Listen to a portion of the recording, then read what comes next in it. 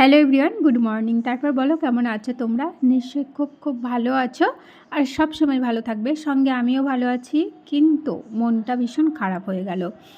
আজকেও একটা পেঁপে গাছ পড়ে গেছিলো, আর সেই পেঁপে গাছটা না প্রচুর প্রচুর পেঁপে হয়েছিল আর কি। যদিও পেঁপে গাছটাকে সাপোর্ট করে রেখেছিলাম, কিন্তু তাও থাকলো না, পড়ে গেল। এর আগে একটা পেঁপে গাছ পড়ে গেছিলো, সেটা নিয়ে তোমাদের অবশ্যই বলেছি আমি। আর এই ভাবলাম এটাকে রাখতে পারবো, তার জন্য আর কি বেঁধে রেখেছিলাম, কিন্তু সেই বাঁধনটাকে ছিঁড়ে নিয়ে পড়ে গেছে। আসলে এত এত পেঁপে ধরেছিল, পেড়ে খাচ্ছিলাম, সবাইকে দিচ্ছিলাম, কিন্তু তাও যেন থাকলোই না। আর প্রচুর বৃষ্টির জন্য গোড়াটা বোধহয় নরম হয়ে গেছিলো, যার জন্য পড়ে গেছে। এইটাই লাস্ট ছিল। আর একটা গাছ রয়েছে, সেটা দিয়েও অল্প স্বল্প হয়, কিন্তু যে দুটো গাছ পড়েছে সেই দুটোতে প্রচুর প্রচুর পেঁপে হতো। তো যাই হোক, এইগুলো আবার আমি ঠিকঠাক জায়গায় রাখছিলাম, তো সবাইকে আবার দেবো, একা তো আর এত খাওয়া যায় না। তো যাই হোক, আর আজকে রান্না করেছিলাম ডিম।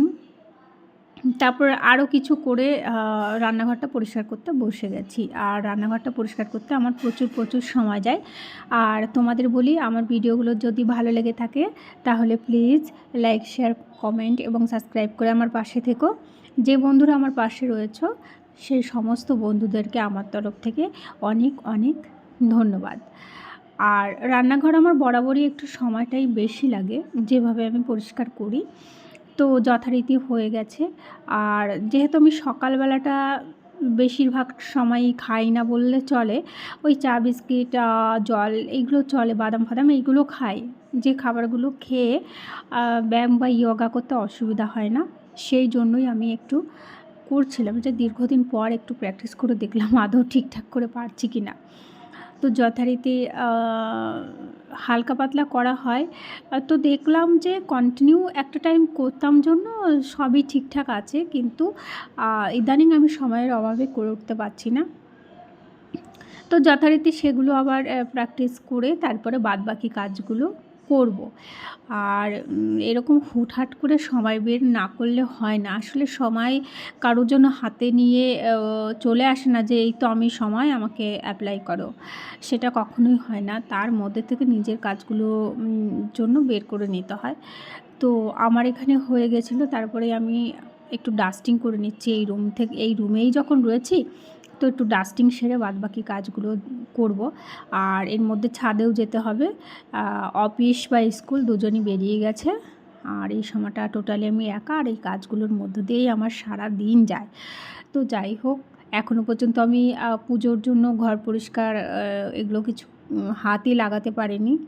শুরু করব খুব তাড়াতাড়ি। তো এই যে কিচেন ওয়েস্টেজ যেগুলো, সেগুলো ইদানিং একটু আমি গোছাচ্ছি। না হলে যেটা করি সেটা হলো, আমাদের যাকে দুধটা দেওয়া হয় সেই দাদাকেও দিয়ে দিই। তো আমি আবার একটু কম্পোস্ট বানানোর জন্য রেখে নিলাম। তো ওপরে চলে এসেছিলাম, আর যে লিলি বাল্বগুলো তোমাদের সঙ্গে শেয়ার করলাম, এগুলো একটু বড় হয়েছে, তো সেগুলো একটু দেখালাম। আর এই দেখো কত ফুল ফুটেছে। এরই মধ্যে কিন্তু আমি আমার জল বের করতে দিয়েছি, বালতি ভরতে দিয়েছি। সেই বালতির জলটা বেলকানিতে নিয়ে যাব, গাছগুলোতে জল দেব সেই জন্য। তো বলতে বলতে বালতিটা কিন্তু ভরেও গেছিলো। তো এই যে বড় একটা বালতি, এক বালতি ভরে নিয়ে আসলে সব গাছের হয়ে যায়। তো সেটাই হচ্ছে, মানে এসে দেখি বুগেনভেলিয়াগুলো একদম শুকিয়ে গেছে। আর ফুল যেহেতু একটু একটু করে ফুল আসছে, এখন আবার একটু জলটা দিতে হবে কন্টিনিউ, না হলে পরে ফুলগুলোও শুকিয়ে মরে যাবে। না হলে তো এদের সচরাচর প্রচুর জল দিতে নেই, জল দিলে শুধু পাতাগুলোই বেশি হয়। আর আমার যেহেতু এটা বেলকনি, একদম সরাসরি সূর্যের আলোটা পেতে অনেকটা বেলা হয়ে যায়, সকাল থেকে পায় না। আর বুগেনভেলিয়া এমন একটি গাছ, যেটা কিনা একদম সূর্য উদয় হওয়ার সঙ্গে সঙ্গে সূর্যাস্ত পর্যন্ত সমস্ত আলোটুকু যদি পায় গাছটা, তাহলে মানে এত এত ফুল ফোটে বলার বাইরে। কিন্তু পুরো সেই পরিবেশটা আমার এখানে নেই। অনেকটা বেলা হওয়ার পরে তবে আমার বেলকানিতে আসবে তারপরে। আর আমার তিনতলার ছাদে প্রচুর গাছ করার জায়গা আছে, ওখানে না করার কারণ এটাই যে মাঝে মধ্যে যেহেতু ঘর রেখে বেড়াতে যাই বাড়ির বাইরে, তখন জলটা কে দেবে? এত গাছ করলে তো আর হয় না। তাহলে টোটালি ঘরে বসে যেতে হয় আর কি। যার জন্য আমার ছেলের ভীষণ কুকুর পছন্দ। তো হচ্ছে ওই একই কারণে যে কোথাও যেতে পারবি না করে কুকুর পোষা হয় না। আমার ব্যক্তিগতভাবে খুব একটা পছন্দ নয়। আমার ওই ফুটপাতে যে কুকুরগুলো থাকে দেশি কুকুর ওদেরই ভালো লাগে। তো যাই হোক, আর তো এখানে জামাকাপড় যেহেতু প্রচুর তুলেছিলাম, এটা অনেক পরে আমি এগুলোকে ভাঁজ করে নিচ্ছি। এর মধ্যে আমার পুজো, খাওয়া সমস্ত কিছুই হয়ে গেছিলো। আর একটু বৃষ্টিও আসছিলো, সেটা তোমাদেরকে একটু শেয়ার করেছিলাম। তো ভাবলাম জামাকাপড় গোছাতে নিয়ে যাই, মানে কাজে নেমে পড়ি। আর এই যে আরেকটা কাজ যেটা আমার প্রচুর সময় যায়, জামাকাপড় গোছাতেও প্রচুর সময় যায়। আসলে কি আমি একবারে এত সুন্দর করে ভাঁজ করে রাখি, অনেক সময় আয়রন না করলেও হয়।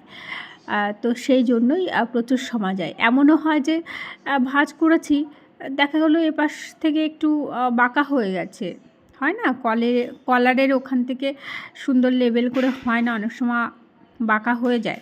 তো সেটা আবার পছন্দ না হলে আবার সেটাকে ঝেড়ে আবার ঠিকঠাক মনের মতো করে ভাঁজ করে নিয়ে তারপরে রাখি, যত সময় না মনের মতো হয়।